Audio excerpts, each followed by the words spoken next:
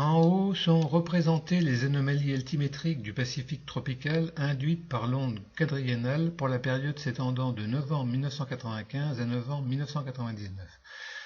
L'oscillation australe atteint son minimum à la mi-temps du cycle. Là encore, les anomalies rouges indiquent un abaissement de la thermocline, les anomalies bleues sa remontée.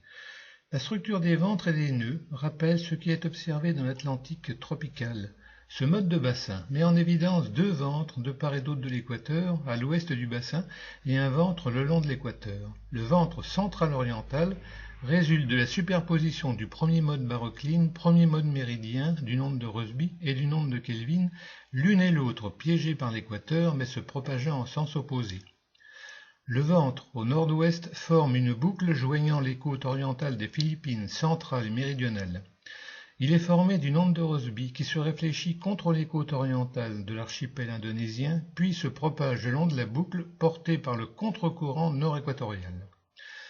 Le ventre du sud-ouest forme une langue s'étendant jusqu'aux côtes du nord-est de la Nouvelle-Guinée à travers les îles Salomon.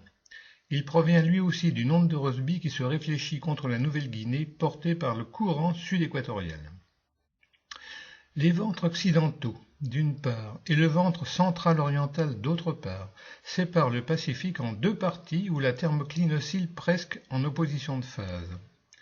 En bas est représenté le nœud principal qui est la composante modulée du courant sud-équatorial coulant vers l'ouest en suivant l'équateur entre les latitudes 0° nord et 8° sud.